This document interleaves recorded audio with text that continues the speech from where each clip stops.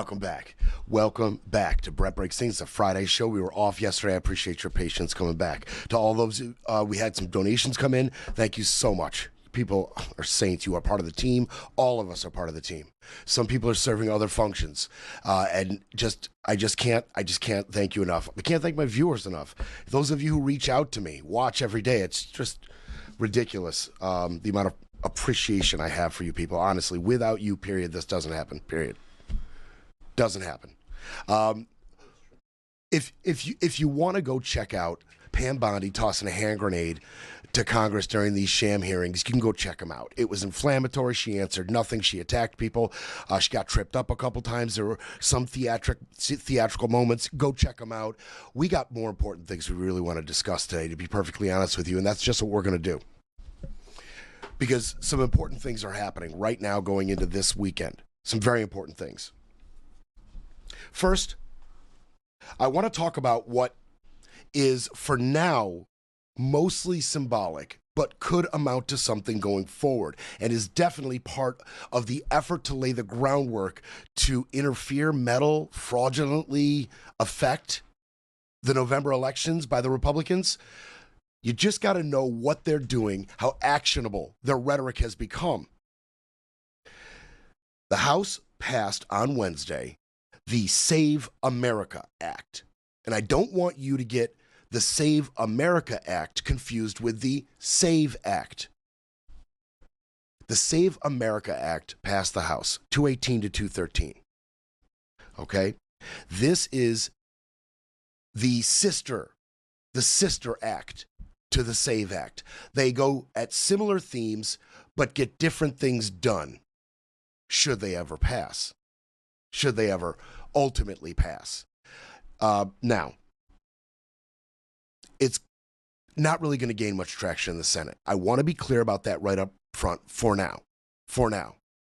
But I want you to know what these Republicans are voting for, how deeply involved and invested they are in meddling and adjusting and altering November's elections, how completely on board with the president's agenda they are with having Congress and the executive branch affect elections, which constitutionally, that is not how it goes. States administer elections. And as I start to give you the details of the SAVE Act and the Save America Act, remember, the states have miles of laws to ensure our elections.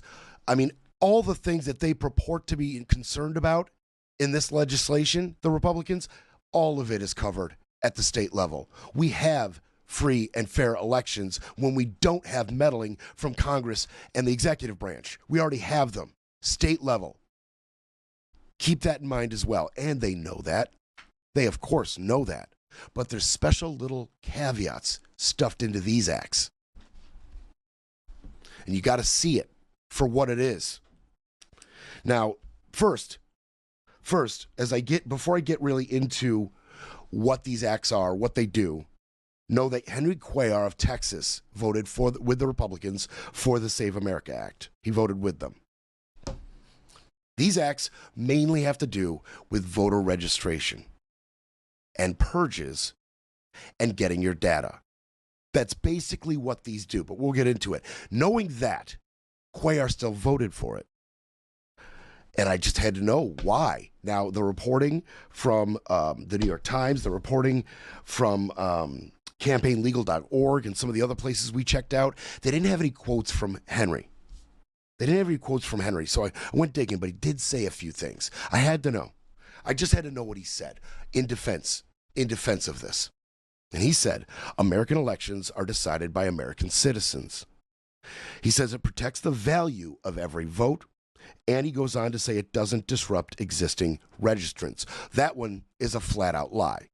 Either he and his aides have read the legislation and know that's a flat out lie, or he's just getting on board with what may be popular in his district and doesn't know what's in there and just is ignorant to the fact that it absolutely does disrupt existing registrants in a number of ways.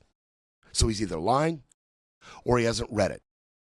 But ultimately, just remember, his district in Texas is politically volatile. It can go either way. It's extremely competitive. He has a very loose grip on it. And it is traditionally a little more conservative than normal districts that could go blue. Okay? So keep that in mind. He's got races.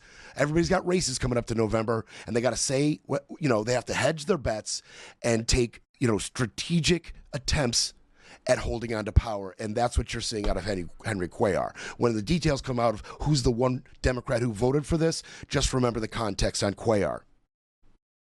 So he took a strategic strike at this and voted with the Republicans. Republicans are arguing, and by the way, again, this has no real chance of passing the Senate. Thune already said, I'm not lowering the filibuster threshold. I'm not making it a simple majority, not over this. I'm not setting that precedent over this. It's going to have to be 60 votes in the Senate. Forget about it. You've already got some Republicans sounding off about it. So you can forget about that.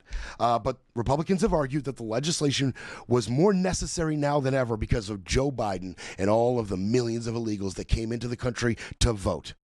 Okay, so they went right along with the conspiracy theory wacko take straight out of the president's playbook. Joe Biden. Biden did it. And they spoke about it. Rep. Mary Miller, a Republican out of Illinois, said cheating is their only path to victory.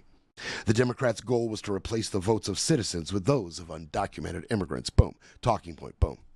Just go ahead and say it.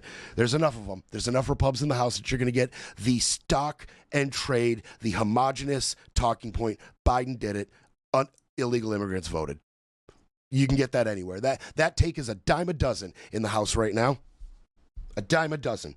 And Chip Roy, he took it a step further. He was the lead sponsor of the bill. He went and rattled off all of these Mexicans and El Salvadorian nationals who were indicted for voting in our last. Look at all the proof. Look at all these indictments we got on Mexicans voting in our election. Look at this. Okay? But there's no evidence. No evidence. Every time I bring up the Republican conspiracy theories on this, just remember there is no evidence that any such fraud of this nature took place that would have any type of effect on those elections in 2020. Just keep that in mind. And as of right now, okay, not only have independent studies found that there was no large-scale registration fraud, even Trump's own crusade right now, the Fulton files, the Puerto Rican files, even, and of course the files coming from the states who were complicit and gave them over, they can't even find the fraud yet. We haven't even had some kind of some spectacular release of evidence of fraud that was committed in Fulton County. No. Fraud that was committed in Puerto Rico. No. Fraud that was committed in Louisiana. No. They have given us no evidence so far, and they've had them. They've had their hands on them. They go through their own really flawed, error-ridden database and other little, software checking programs that they devised. We really don't know what they're doing with them, honestly. But they're going through their little database cross-referencing. They want to purge. They want to point to fraud, and we haven't even heard of any out of them yet. Nothing. And the Democrats, some of them see it for what it is. They said the real aim of the legislation was to discourage people from exercising their right to vote or to make it difficult for them to do so. Jim McGovern, he's the Dem out of Massachusetts, and I think he's the ranking Democrat on one of the committees. I think it's oversight. He said this is about sowing chaos and confusion. He compared the measure to the Jim Crow era laws that sought to make it impossible for Black Americans to vote. You're afraid you're going to lose in November? Well, that's too bad. And it's funny. And so Randy Fine, listen to this little slick, little slimy weasel flip the script on Jim. He says to that, listen to this, he says, it is racist to imply that minority communities somehow don't have the ability to get a photo ID. Very slick, Randy, but you're a liar. And you know it because you know damn well these two acts in conjunction is much more than just getting a photo ID. You know that better than anyone. This would require voters to show proof of citizenship, not only when registering to vote, but when casting their ballot as well. Everybody, because driver's license don't put citizenship on it. There's no citizenship demarcation on a driver's license. So, Randy, you know this. Mr. Randy Fine out of Florida, you know this. You're a liar. You know damn well this is much more than just getting a photo ID. Many American voters already have a photo ID. It's called their driver's license. You're a liar, Randy. Oh, Rules Committee. Thank you, Scotty. He's the Democrat ranking member of the Rules Committee. Thank you, Scotty. Jim McGovern is. He's a big voice. He's a big voice for the House Dems. 21 million Americans lack easy access to their birth certificate or a passport, okay? Half U.S. citizens, half Americans right now do not have a passport. These are all numbers that Republicans know.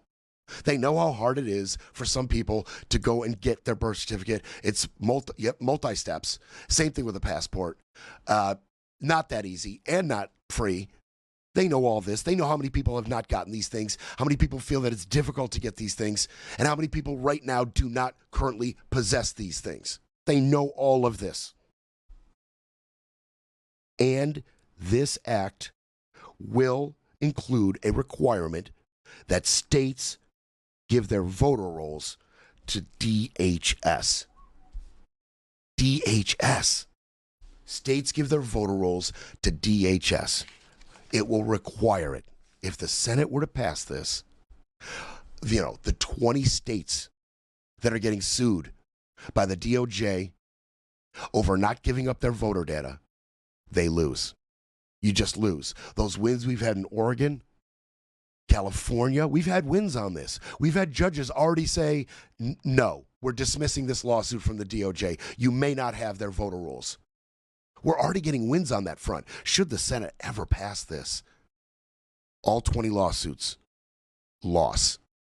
Everybody hands over their data. We've talked about what that data is. Social Security number, voting affiliation, like political affiliation, driver's license, personal identification. They'd get it all under this, the Save America Act. Mary Glusenkamp said they've gone off the cliff with this one.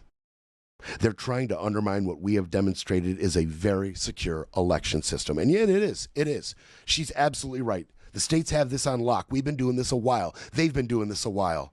No proof of any large-scale fraud anywhere in 2020. We're talking no large-scale fraud in any of the 50 states. And our territory, Puerto Rico. No fraud. No fraud. So the only Republican right now who's willing to really be public about her dissension out of the Senate is Lisa Murkowski. Of course it is. I call her out frequently. You say the right things, Lisa, then you vote another way. That is her MO. She likes to say the right things and then vote the other way, vote with the president's agenda every single time. But she's saying the right things again here. Her party had long opposed federalized elections, and she continued to do that. She warned that states would have to scramble to adhere to the new policies enshrined in this bill, ensuring public trust in our elections is at the core of our democracy, but federal overreach is not how we achieve this. Okay. Lisa comes out and says the right thing once again. Okay? I mean, so because of the nature of this, it is a 60-vote majority in the Senate. 60-vote majority. That's what they need. They would have a problem with a simple majority. They would have a problem with just 51, right, with the president or with the vice president being a tiebreaker. They would have a problem with that. We already know that John Thune says, I'm not going to adjust the filibuster to make it 50. So John's not on board as much as the president and his administration is right now with the election rigging, right now. Lisa Murkowski comes out and says federal overreach is not the way that we ensure our elections. Okay, I could also go ahead and guess that Rand Paul would not be on board with such a measure. That's just a guess. That's just a guess. Maybe a couple others. So 60, forget about it. A simple majority would have been a challenge.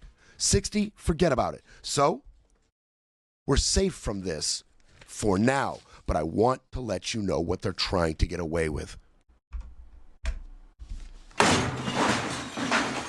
It's time for a quick break, then we break some more. You're listening to Brett Breaks Things. I'm happy Trump chickened out. I'm happy he caved. I'm happy that it came to an end. I'm happy that the Europeans stood up against him. I'm happy that this situation did not lead to a shooting war where American troops were going to have to post up against NATO allies. If I were France, Denmark, and the other folks that have sent troops over to Greenland, I'd leave them there for the law, guys. No one in this country for even a moment should have thought, wow, the invasion of a foreign ally is a great idea. But Donald Trump did. There are a million reasons why they claim to want it: rare earths, missile defense, all that garbage. But it was really to break NATO. Now, NATO is intact. While Donald Trump is president, I don't think they ever trust us again. I don't think they ever have faith that we'll keep our word. If a NATO ally was invaded right now, I don't think the U.S. would participate. I think Trump would say, nope, it's fine. I got business deals to do.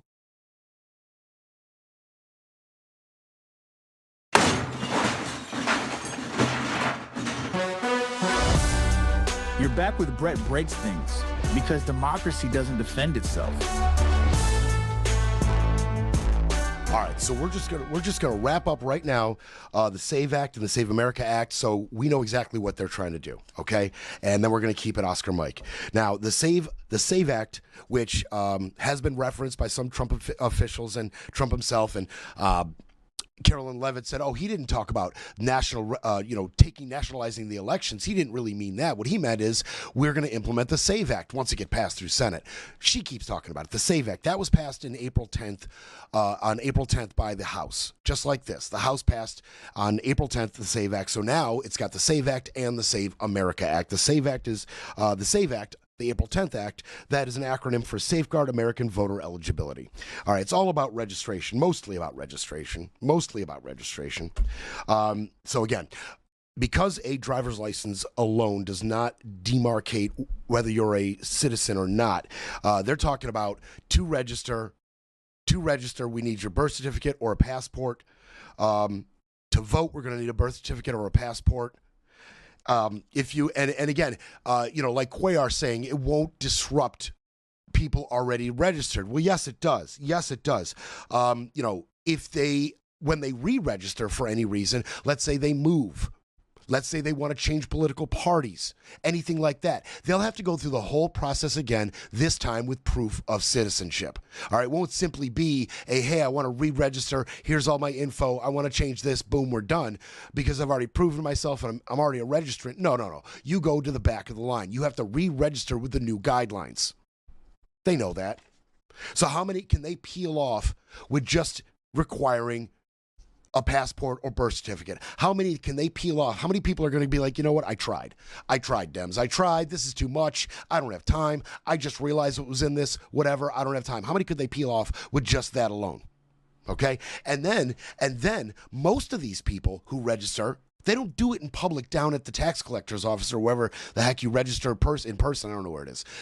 They do it online or they do it by mail. Well, this would severely disrupt the mail-in registration, right? Tons getting sent back, not including the right documentation or the right proof. So, try again. And of course, the online registration, that would have to be completely overhauled to now accommodate these new requirements. They would have to overhaul the whole website, the whole process, and allow for you to give your birth certificate or your passport along with the other normal information. They'd have to overhaul the whole process, and they'd have to do it before November.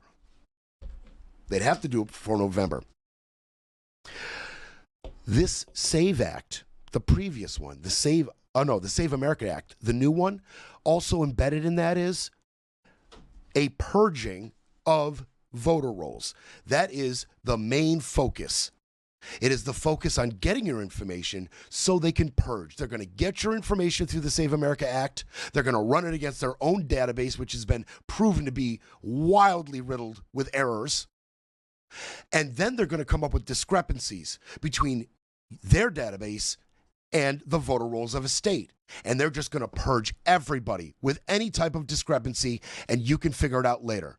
You better know that you've been purged, and then you go about the process of getting yourself registered along their new stringent guidelines. How many people are not going to even know they were purged? How many people are going to go through the whole process again? Only the most, dedicated of Americans, dedicated to having their voice heard, will go through all of this, will endure this headache and go through all of this. They're going to send election workers to prison. Oh yeah, if an election worker had any hand in accepting a registration from someone who is undocumented or otherwise not eligible to vote, they go to prison for up to 5 years. And even if it turns out at the end of the whole process that the person who did not follow the registration guidelines was actually a citizen, it doesn't matter. If you accepted a faulty registration as an election worker in any way, regardless of if it's a citizen or not, you go to jail. How many election workers are going to put themselves through that? How many are going to put themselves through that? That's crazy. That's crazy. It's unbelievable. And, okay, so not only would all of this data from the states go to the Department of Homeland Security, the Save America Act has no restrictions on what the government can do with the data once they have it. And it offers no guidelines or any type of safeguards against using their database willy-nilly to purge everybody. Like, there's no if this, then that, or, double checking the, efficacy of your database against these voter rolls. No guidelines, nothing. Okay? They don't have to tell you what they're using the data for. And there's no protection for you as an American citizen, an American voter, for them just purging you, whether there's real or imagined fraud. All of that is set up by the raids in Puerto Rico and the FBI raid in Fulton and getting the voter rolls from other states and suing other states for their voter rolls. They need to pre-prove the fraud exists. So when November comes and they point to fraud in the voter rolls, they say, look, it's just like what we proved to have happened in 2020. Look at our proof. It's happening here. That's their plan. All right, we're going to shift gears. Is anybody else out there as absolutely enthralled by this Tulsi Gabbard whistleblower complaint as I am? And I love that details keep coming out. Details keep getting leaked from the Gang of Eight, from the NSA, from the ODNI. Details keep getting leaked. Officials said this, an official familiar with the matter said that. Boy, they keep getting leaked. It's funny. Miles Taylor wrote that I am the resistance inside the Trump administration in 2018. You remember that? And it was later found out that the anonymous writer was Miles Taylor. None of these people, there's no Miles Taylor within the administration right now. But they are talking. They are talking to the Wall Street Journal. They're talking to the New York Times. They're talking to the Washington Post. They are talking. They're just doing it anonymously. They're not making the perceived mistake that Miles Taylor made by coming out later and making yourself a very clear enemy of the state. They are talking. There's no Miles Taylors in the administration right now, but these officials are talking. And some of them know what there is to be known right now about this whistleblower complaint. This whistleblower complaint, it just keeps growing and getting more and more interesting. And it turns out we now have new information. Oh yeah, these officials are talking. People in the NSA are talking. They're talking about it. And a name has now been attached. Remember the first complaint? Tulsi receives an intelligence report directly about a person close to the Trump administration, not an official. We were told specifically, not an administration official, but someone close to the president. Well, turns out it is someone close, someone in the family, Jared Kushner.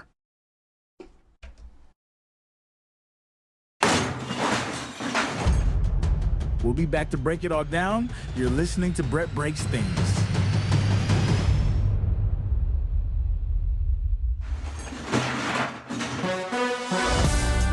Brett Breaks Things. Fighting for America, one mic drop at a time. Jared Kushner. Jared Kushner. Oh, yeah. This guy, he was the integral force behind the Gaza rebuild push out of the Trump administration, what that could look like. Negotiations, Jared Kushner. It's Steve Witkoff, Trump's partner in crime, his partner in the grift. It's Witkoff and Kushner, who have been traveling to Ukraine, talking to Russian officials, trying to negotiate a peace in Ukraine. It's Kushner. That's Kushner. Kushner was the architect of dismantling Iran's nuclear programs, nuclear work. That was Kushner. He's the architect, which ultimately led to the bombing. And now it's Kushner. Oh, yeah.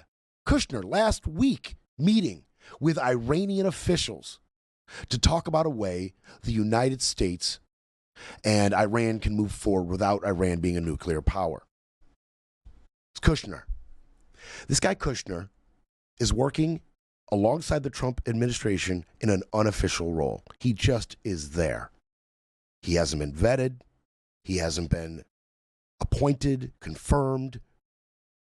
Nothing. No time limit. No knowledge of just how classified of information goes through him. Just works with Trump. No big deal.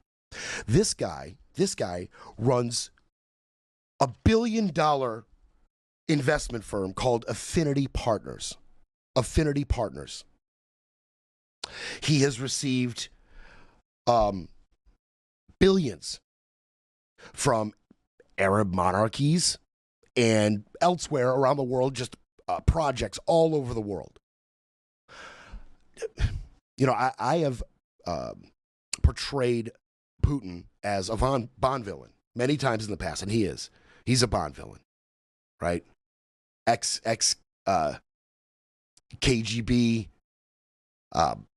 rose through the ranks through power, deception, murder, now has ironclad control over the country. And I argued that Bond had already failed, because if Bond was out there doing his job, Putin would have nenever became president of Russia. That's how those movies end if the laser sharks actually get Bond, with Putin controlling Russia. But man, Kushner, Emir Sulaim, Epstein, Sheikh Tanoon, Kushner. I mean, these guys, these forces are proof there is no James Bond doing anything. These are all Bond villains. Kushner is a Bond villain. Okay?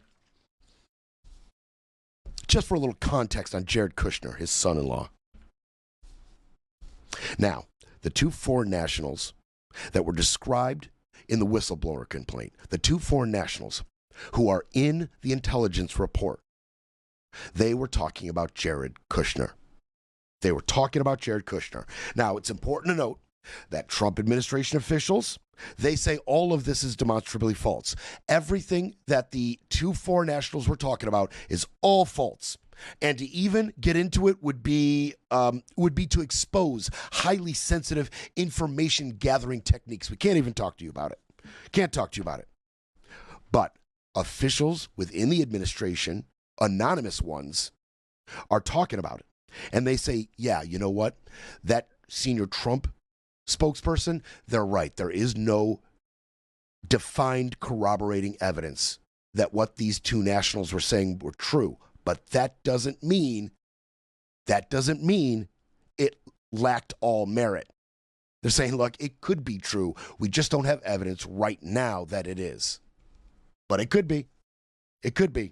Everybody's been treating this with the utmost secrecy. It could severely damage national security is the talking point around this. It could severely damage national security should any of the sensitive, unredacted elements of this get out. And even the Gang of Eight, last week, they got I think Tuesday, they got a very heavily redacted version of the actual intelligence report. Not just the whistleblower complaint about the report, but the report itself, which is why details of it are starting to come out.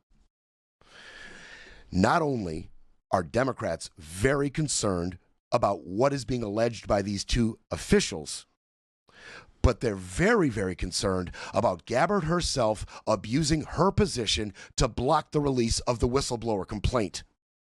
And for those of you who didn't catch the show, or the details of this are getting a little muddied as you go down the rabbit hole a little bit, I mean, very verifiable. In May, a whistleblower within the NSA, through their lawyer, Andrew Bakaj, gave the ICIG, or the Intelligence Community's Inspector General, a whistleblower complaint. That happened in May.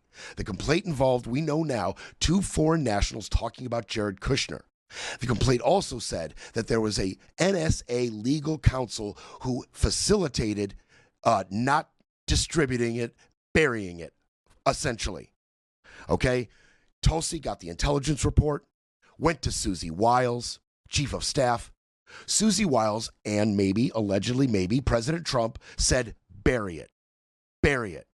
Now we know they read 2 foreign nationals talking about Jared Kushner and what they talked about. And Susie Wiles said, bury it. So Tulsi went back to that NSA legal counsel, the NSA lawyer, and said, we're burying this. And that's the second part of the complaint.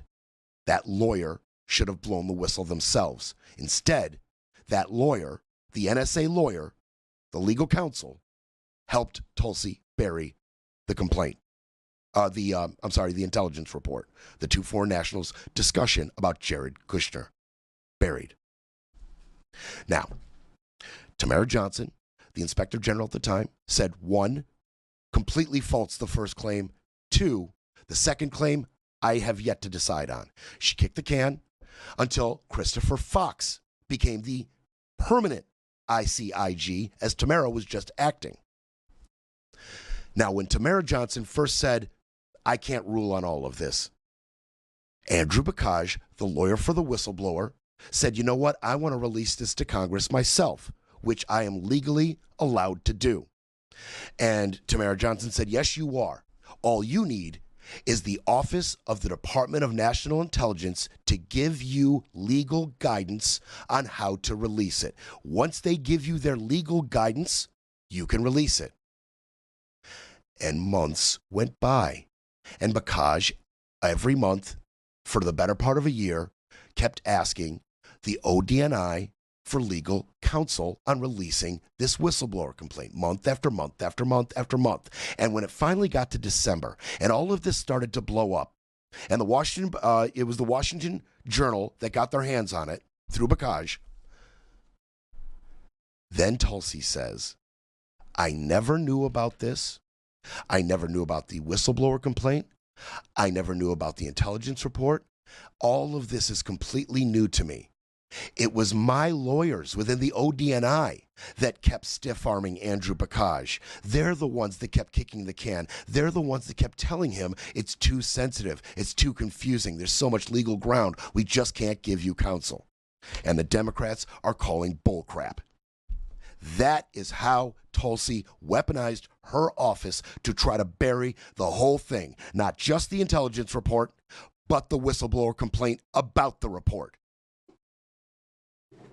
Now that we're all caught up, let's talk about the convo a little bit. Okay, 2 people familiar with the conversation in the intelligence report about Kushner said, it was hard to assess whether discussion amounted to little more than unverified gossip or even potentially deliberate subterfuge. They went on. They said foreign spies, diplomats, and other senior government officials have been known to sometimes have conversations with each other in which they deliberately share false or misleading information if they believe an adversarial spy agency could be eavesdropping. Okay. Okay. We're going to get to more of this conversation. We're going to dig just a little deeper. Know that Tom Cotton out of Arkansas, the Republican chairman of the Senate Intelligence Committee, said it wasn't credible and it was handled properly by Gabbard. So he's going to lie on both ends, right? Even though he has no evidence one way or another, he's just going to go ahead and do the ICIG's job for him and say, this isn't credible. That's not your job. That's not your job, Tom. That is the Inspector General's job to decide what's credible and what's not. That's number one. Then he's going to come out and lie on the other end and say, Gabbard handled this correctly. It was appropriately handled by Gabbard. Lie, and you know it. You know it. She purposefully abused the position of her office to withhold legal counsel to Andrew Bakaj and allow for this complaint to be released months earlier. Period. You want to know where the dirt is? You want to know where the foul, the violation? That's it. Just keep that in mind. Okay. Mark Warner, the top Democrat on the Senate Intelligence Committee, said he couldn't judge the veracity or credibility of the complaint, in part because the version shared with Congress was so heavily redacted. He said the complaint is so redacted, it's hard to get to the bottom of it. He was pressing to obtain the unredacted version as well as the underlying intelligence intercepts at issue. So he's not letting it go. Mark Warner, the top Dem on that Senate Intelligence Committee, he's not letting it go. He wants the unredacted whistleblower complaint. He wants the unredacted intelligence report. He wants it all. He wants it all. Now, here's a nice little caveat about this conversation. This is beautiful. And this points to another one of Tulsi's lies. The big lie here. This points right to it. Now, the conversation these two foreign nationals had, according to two people familiar with it, said they were commenting on Mr. Kushner's influence with the Trump administration. Pardon me. At the time last year when Mr. Kushner's role in the Middle East peace talks was less public than it is now, the foreign officials were recorded saying that he was the person to speak to in order to influence the talks. He's the big wheel. That's what they were basically saying. Kushner's the big wheel. He makes things move. The intercept also included what officials described as gossip or speculation about Mr. Kushner that was not supported by any other intelligence that they had come across, and said it's possible this information is demonstrably false. Okay, so they're on the back end. They're saying, look, we don't believe it. But that's what they were talking about. Now, here's the interesting part. Here's the interesting part, and the part where we know Gabbard is a liar. Intelligence reports commonly come with conversation about high-ranking government officials of any capacity. They commonly do. And when it happens, it's always masked, redacted, covered up. When it gets to by the time it comes out of the NSA and makes it to the ODNI, and maybe the Gang of Eight or anybody else, it's got masked officials in it, blacked out, redacted. Okay?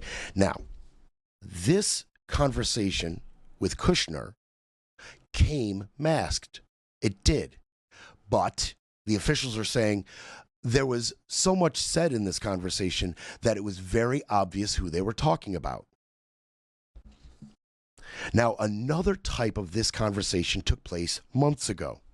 You see, Tulsi has done this in the past. And when I say done this, I mean buried NSA intelligence reports. She's done this before. She specifically did this in a call between Nicolas Maduro and a man named Richard Grenell. He is a top foreign advisor for Trump. Maduro and Grenell were negotiating on Trump's behalf. Grenell was told by Trump, get on the phone with Maduro and negotiate. Well, these reports got picked up. They got picked up by intelligence officials. Except this time, Mr. Grenell's name was not masked. And so Tulsi took it upon herself, saying, look, because this is unmasked, we can't send this along. We have to bury this. It's called pulling back. It's called pulling back an intelligence report instead of sending it through all the proper channels. She pulled it back because Mr. Grenell's name was not masked. Kushner's name was masked, and she still did the pullback anyway. Okay, so now we know, one, even under the terms and circumstances of a justified pullback, she didn't follow that. Kushner's name was redacted. It was masked. She pulled it back anyway. And two, when Tulsi says she knew nothing about this, knew nothing about the whistleblower complaint, knew nothing about the intelligence report, she is lying. She's lying. This is apparently routine for her. She's done this before. And then plays innocent babe in the woods 8 months after this whistleblower complaint involving her gets gets shed on it, and now all of a sudden I didn't know nothing about nothing. Go talk to my lawyers about that, please.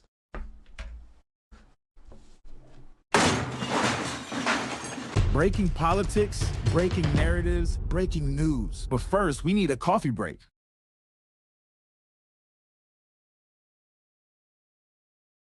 My position has always been clear that You're listening to Brett Breaks Things, pushing back, speaking up, and holding the line. Let's keep it moving. Let's keep it moving into the weekend. But I'm assuming that my audience is as absolutely gripped by this whistleblower complaint, this intelligence report, and holding Gabbard accountable as I am. I'm just convinced. It's as interesting as it could possibly get, out of that realm, out of the intelligence community realm, and then it being brought to the forefront. And just Gabbard is a liar, and they don't mind lying on the backs of her lies. Tom Cotton, you're despicable. Okay, sit on the intelligence committee and tell them those lies. It's crazy. And Kushner is a Bond villain. I'm going to just wrap that up with that. The dude's a Bond villain. He's a Bond villain. Okay, there's going to be a partial shutdown. There's going to be a partial shutdown, but it's going to be even less apart than the last one I told you about, which happened for just a handful of hours, and then they quickly moved legislation to get all the major parts that weren't going to be funded through September. So a whole bunch of it, really crucial stuff got funded through September, but not DHS. The spotlight is on DHS. And so there was, a 2-week buffer for them to discuss how we can move forward with DHS funding. How can we get this through the Democrats? How can we make this palatable for the Democrats? And the Democrats are basically saying, you can't. You're not even close. Not even close. The Republicans put multiple measures on the floor, and all of them got shot down. All of them got shot down. The Democrats are absolutely not on board with DHS funding currently as ICE is constructed. As ICE is doing its business, its MO, completely unacceptable to the Democrats, and they will not fund DHS because of it. Okay? And it's not going to end anytime soon. When I give you some of the details of this partial shutdown, just know that unlike the last one I said they might get this one figured out real quick. And they did. This one won't be as quick. Can't be because the Senate will be away for a week on recess, and many of them are traveling to Germany for the Munich Security Conference. So they're not even going to be in the country. They cannot get this resolved over the next week, at least. So there will be a DHS shutdown. As I say that to you, do not forget, ICE has all the cash. ICE has all the cash. They got awarded $75 billion. ICE did specifically in the one big beautiful bill. $75 billion. Whether the Democrats fund this, don't fund it, whatever the Republicans do to adjust DHS policy to make it palatable for the Democrats, just know that ICE's operations will continue. Will there be pressure from its directors or higher to adjust their MO from that aspect? Maybe. But just know that Todd Lyons is going forward like business as usual. Okay? He is the director of ICE, and he's got the money. He's got the money. Now, you're asking yourself exactly what I asked myself. Well, In the face of all that's going to be disrupted by a DHS shutdown, is it possible for ICE to just kind of reallocate money to other crucial sectors of DHS, like, let's say, cybersecurity, and we'll get to that. But let's say cybersecurity. Can ICE just say, here's $10 billion to cybersecurity? No, doesn't work like that. There's two avenues for that to be allowed. One, there had to have been specific language in the funding to ICE in the one big beautiful bill allowing ICE to reallocate, or allowing DHS to take control of that ICE funding and reallocate it itself. Okay? There is no such language in the one big beautiful bill. So that avenue closed. The other avenue to force ICE to reallocate their money is by going to Congress. And they could pass reconciliation to make ICE, and write in there, hey, $10 billion to cybersecurity, $10 billion to the TSA, $10 billion to FEMA, right? We're gonna dole out this money ourselves. We're just gonna write legislation and pass it along reconciliation, which is a simple majority. They could do that. Congress could do that. Now, I'm not saying it'll get there, but wouldn't that be interesting theater? Wouldn't that be interesting theater? Right now, as it stands, in my estimation, this is going to end up a bad look for the Democrats. In my estimation, this will end up a bad look for the Democrats. But that bad look could be flipped if some kind of measure were taken to force ICE to reallocate. Boy, that would be twofold. That would be a double victory for the Democrats. It would make the Republicans get on board with the basic sentiment that ICE isn't doing the job it should be doing or the way it's supposed to be doing it. And two, we're going to get these other critical functions funded. What's so bad about that, right? What's so bad about that? That would really put a lot of pressure on the Republicans should that happen. But as it stands, in my estimation, this is a bad look for the Democrats. And I'll tell you why. First, the TSA will be disrupted again. TSA will be disrupted, which could ultimately lead to airport delays, hundreds, if not thousands, of cancellations. During a shutdown, TSA agents are forced to work without pay. Last time this happened, the longer shutdown, the 31-day or whatever it was, 1,100 TSA officers walked away. And now I'm going to keep, circling back to officials within these affected areas threatening the Democrats. This is going to be a common theme. Let's start with the threatening. First, out of the TSA, acting TSA Administrator Ha-Nguyen McNeil said, the shutdowns have a cascading negative impact on the American economy, and then pointed to all the people leaving. Cybersecurity. All right, the CISA, or Cybersecurity and Infrastructure Security Agency. Okay, they protect state and local officials, digital networks from cybersecurity threats, suspicious activity. They're the ones that are in response. CISA. Okay, CISA leader, the head of CISA, Madhu Garumakla, said, "When the government shuts down, our adversaries do not." Oh, scary. But it's true. FEMA. The Greg Phillips, the Associate Administrator of FEMA's Office of Response and Recovery, said this will hinder communication, planning, and joint operations, affecting disaster relief outcomes and complicating recovery efforts. Crippling FEMA's central operations and recovery-related work will come at the expense of the American people. They're threatening the Democrats, scaring the crap out of you. Hopefully you, the American people, they want to scare you. Look what the Democrats are about to do again, right? The Coast Guard, 56,000 active duty and reserve Coast Guard personnel could go without pay, okay? Any mission not related to national security or protection of life and property will absolutely be suspended during a partial shutdown, a DHS shutdown. Here's the thing. They're hammering so hard at threatening the Democrats over this because they know this is a bad look right now. It's one thing for the Republicans faced with a Democrat shutdown because of health care. your health insurance. When the Democrats are holding out over health insurance, it's easier for a larger contingency of Republicans to sympathize with the Democrats because the Democrats were fighting for their health insurance.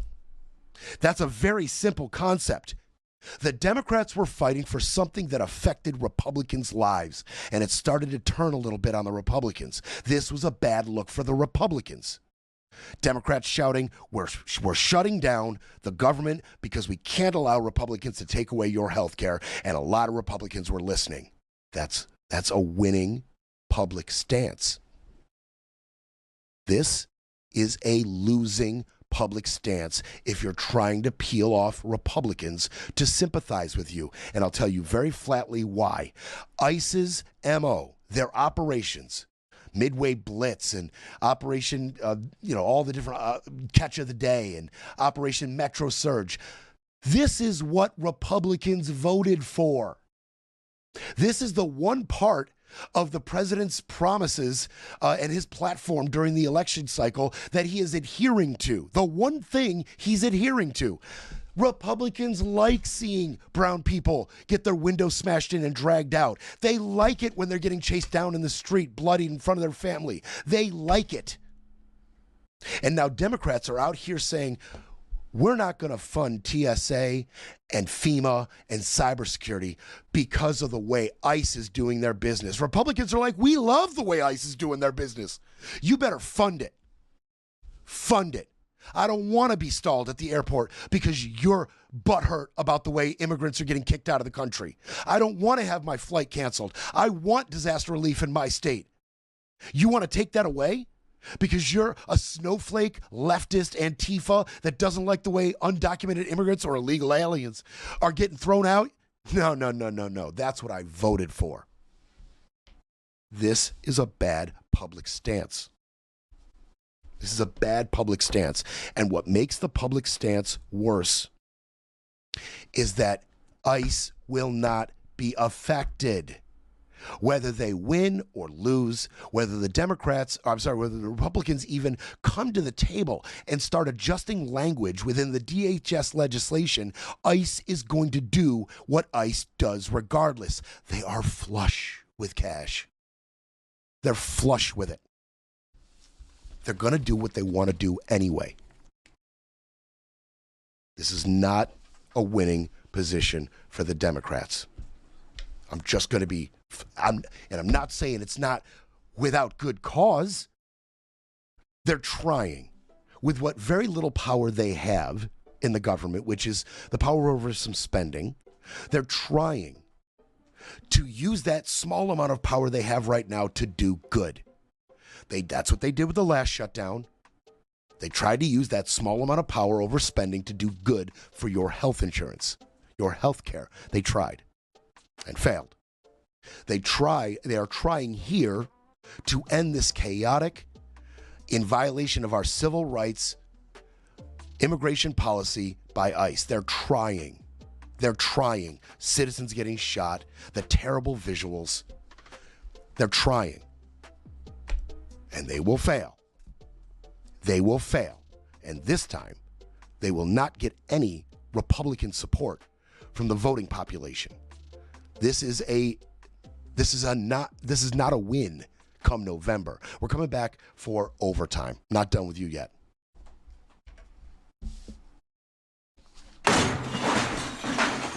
It's time for a quick break, then we break some more. You're listening to Brett Breaks Things.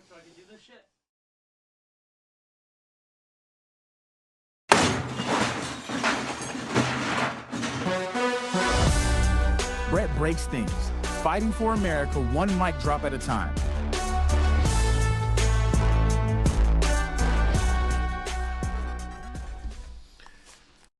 Okay.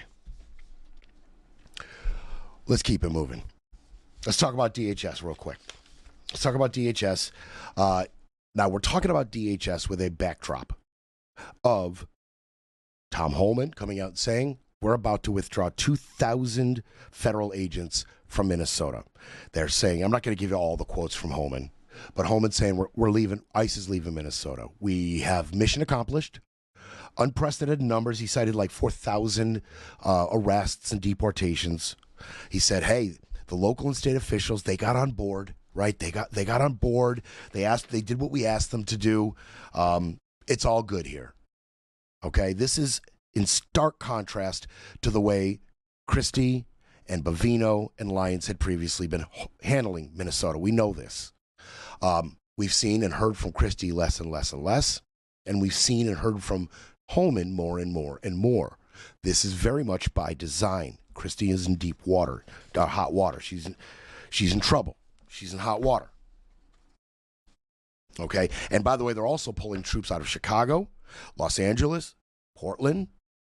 They're trying to mitigate this public relations nightmare of having ICE and National Guard troops hovering, threatening, agitating, hoping something pops off. This didn't go the way they thought it was going to go. And so that not only are ICE pulling out of certain places, but the National Guard is pulling out of other places as well. The only place the National Guard actually isn't pulling out of are the ones where the governors are complicit.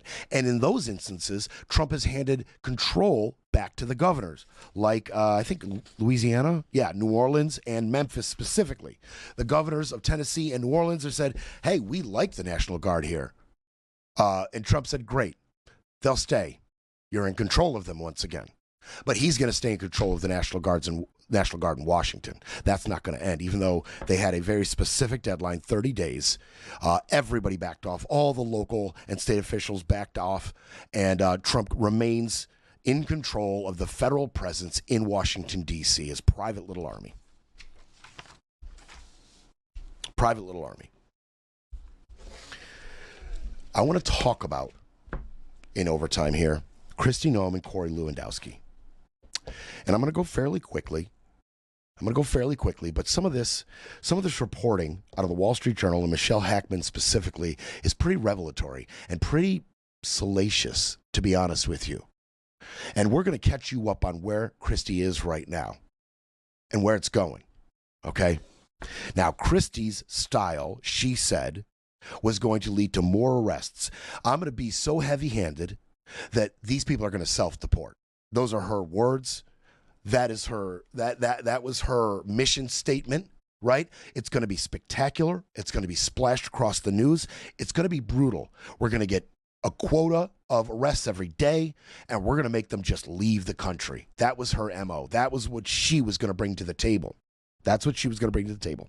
And publicly, all of her appearances, everything we saw of her backed up these claims. She was donning flak jackets at ICE raids. She's taken multiple pictures and videos holding big old guns. That's very America. She recorded dozens of messages urging illegal immigrants to self-deport. She was the one in front of that picture. She was the one in front of the prisoners, rather, in that picture at the El Salvadorian prison with all of those prisoners on their knees, shaved heads, shackled, and she's just smiling in front of all those.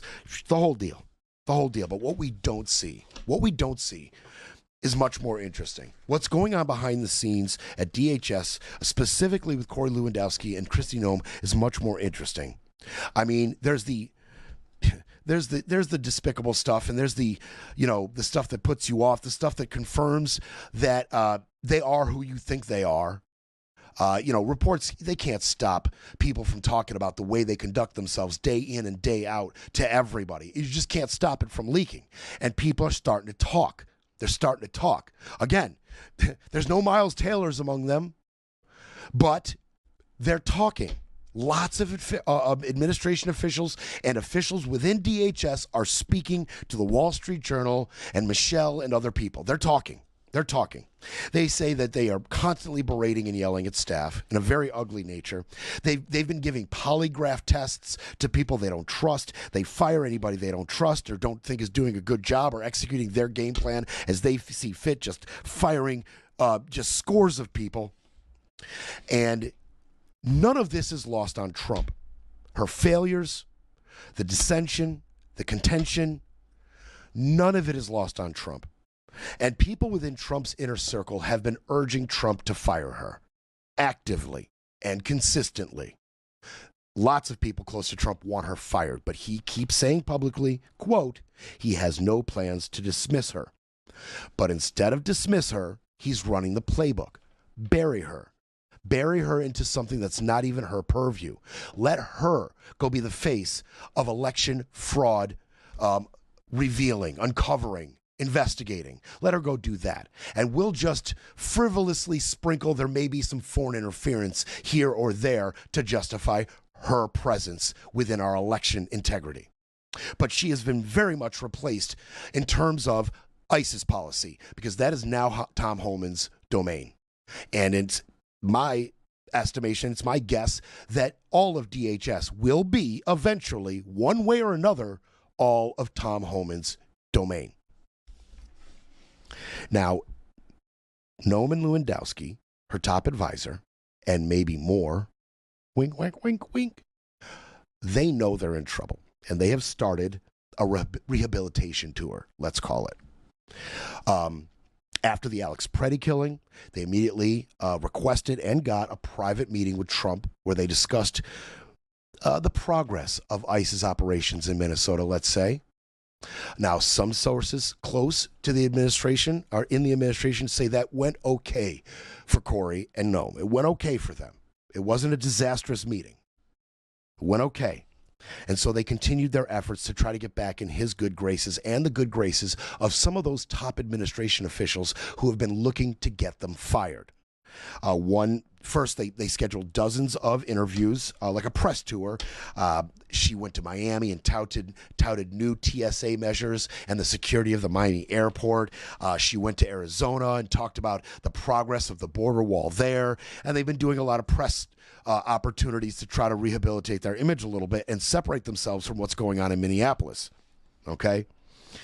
They even went to a Mar-a-Lago wedding. Dan Scavino, yes, that Dan Scavino, close Trump ally from the first administration, he was getting married at Mar-a-Lago. Not only was Trump there, but all the top administration officials were there, and they schmoozed and they cajoled and they got in close with all of them at that event, trying the best they can to rehabilitate their image and their relationship with this administration. They've been absolutely fervent at this, okay?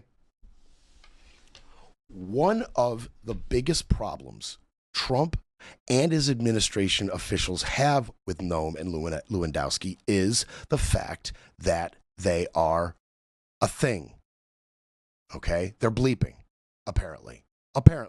According to officials and sources within DHS, say they're kind of not even trying to hide it anymore. And there is evidence. First, Lewandowski wanted to be Noem's chief of staff. He pleaded. Now, Lewandowski's been a friend of Don for a long time. And he pleaded to Don, let me be Noem's chief of staff. And Trump at the time, he asked that, even said, this thing you guys got going on, I don't love the look of it. So no, you can't be her chief of staff. You can't be her chief of staff.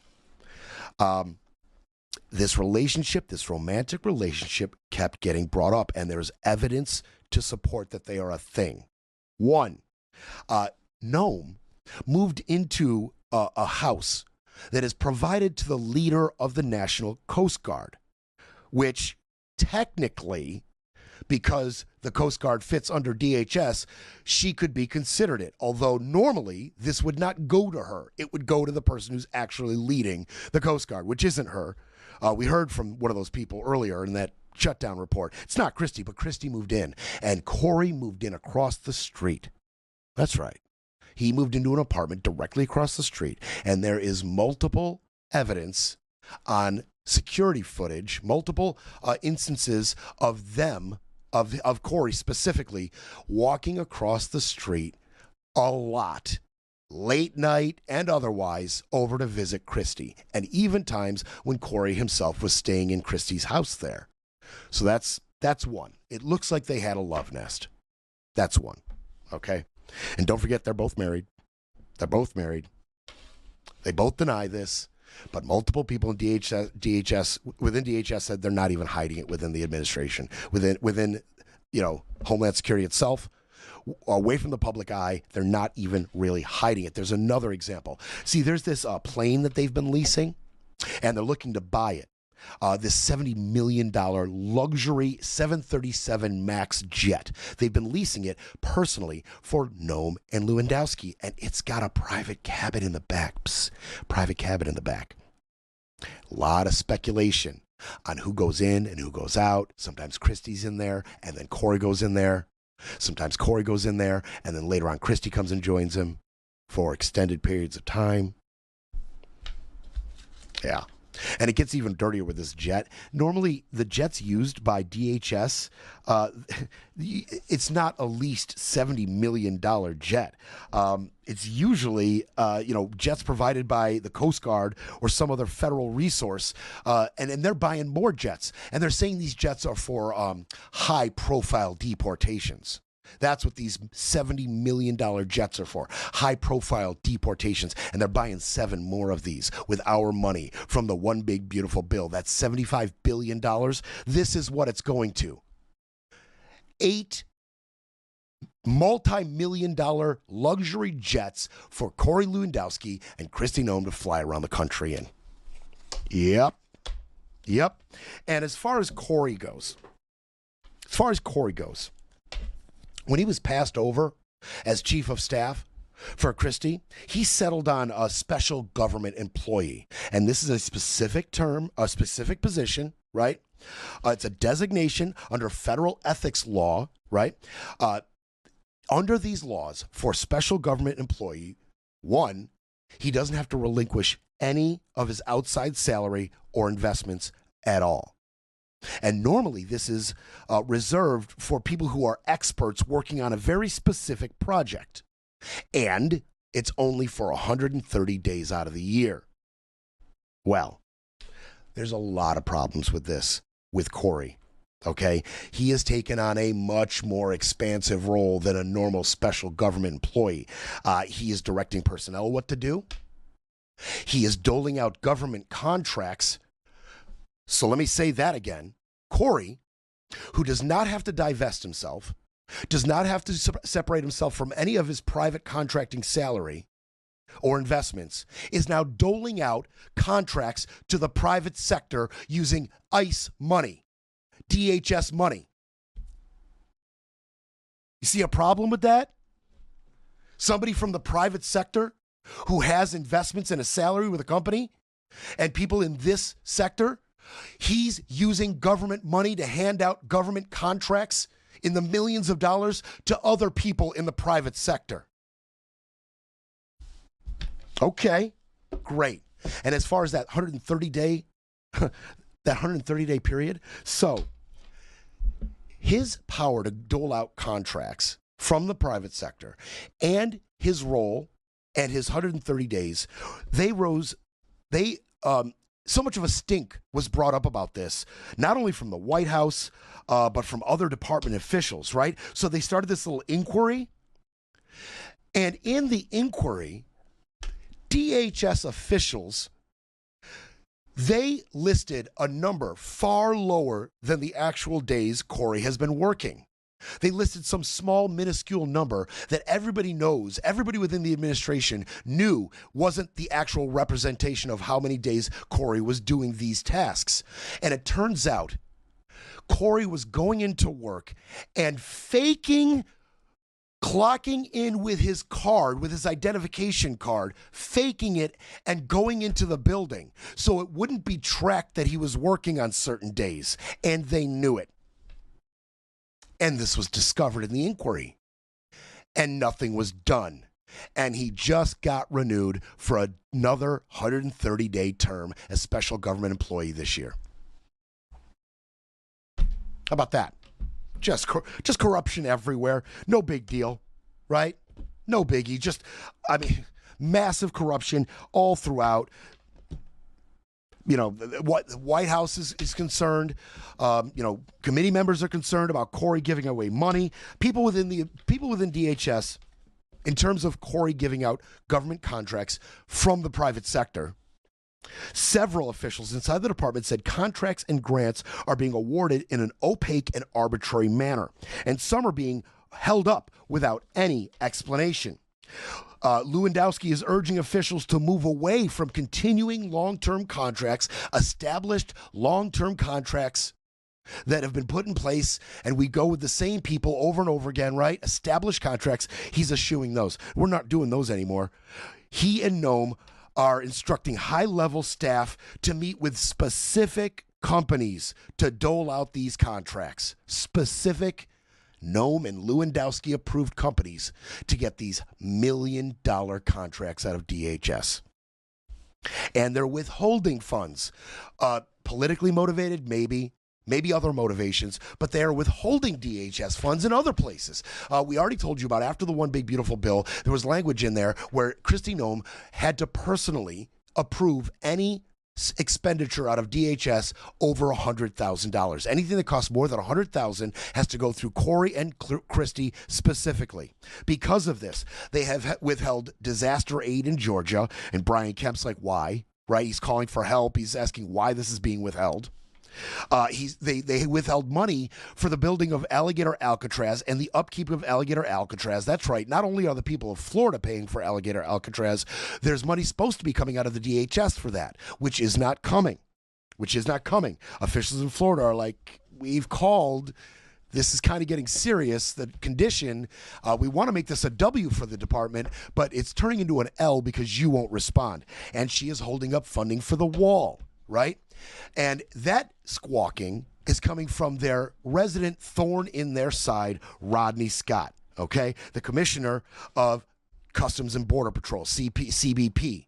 Okay, the head of CBP, Rodney Scott, we did a whole report on how they've been trying to push him out, firing his closest advisors, firing his chief of staff, firing friends and people he's close to, trying to kibosh and hobble his department, take responsibility away from him, bury his dissension, all of it. They've been on a tear, a war with this guy, Rodney Scott. And Rodney Scott comes out and says, and by the way, Kristi Noem is withholding your precious wall funding. She's botching it. She's screwing it up. And there's even one specific example of this. There was a contract to buy a bulk of steel.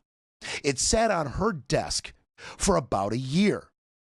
By the time she got to it, the price of steel had gone up $100 million. The price of this contract, the price of the steel in totality to be used for the wall that she was supposed to sign off for previously, it went up $100 million because she simply didn't get to it. Simply didn't get to it. I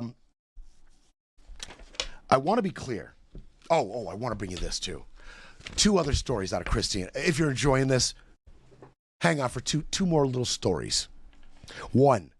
There was a point where she had to switch a plane, right? These two DHS planes were docked, landed next to each other. She was going from one plane to the other. She has a favorite blanket that she likes to use on the planes.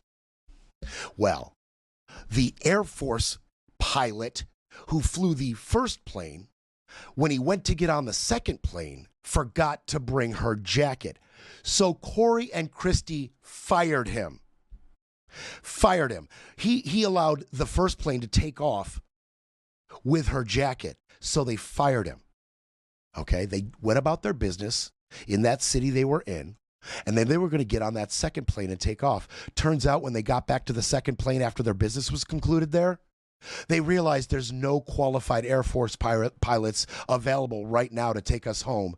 And they went and they tracked down the fired one who was told to take a commercial flight home. So he's in the process of getting a ticket and he's waiting to fly out commercially. And they tracked him down in the city and they said, we're really sorry about that. Could you come back and fly us home? And so they had to reinstate him right then and there so he could fly them home. And then there's the matter of Corey wants a gun. Corey wanted a gun. Oh, yeah. So the administration was bringing in this guy, Tom Feely. He's a former top ICE official, and they wanted him as the new director. They were going to pick him as the new director for ICE. Okay, Todd Lyons' job. So they brought in this guy Feely, and he was their handpicked guy. He was their guy. This guy Feely, he was going to be the ICE director. So they bring him in to meet with Corey. And Corey says, hey, Feely, I want a gun and a badge. And Feely's like, I can't do that. I can't do that. You have to have training. It's highly irregular. I'm not sure it's legal. I'm sorry, Corey, I can't. And shortly thereafter, he was dismissed from possibility of being ICE director. He was completely passed over. You're dismissed. Go back to what you were doing. We don't need you as the leader of ICE. Sorry. Because he wouldn't give Corey Lewandowski a gun and a badge. Mr. Special Government Employee. No official capacity within DHS. Wanted a gun and a badge. No training, just the gun. Oh, it doesn't end there. It doesn't end there. So Lewandowski then writes a letter to ICE's legal counsel, and he says, I want a gun and a badge for me and this list of officials that work with me. None of them trained. He says, all these guys here, I want a gun and a badge for myself and all of them. All right. So ICE's top lawyer, this guy Ken Padilla, said, yeah, I can't do that. It's not legal for any of you. None of you are trained. This would be my job. This is ridiculous. I can't do that. Corey fired him. Corey fired him. First, he moved him to FEMA. Then he fired him. Sorry.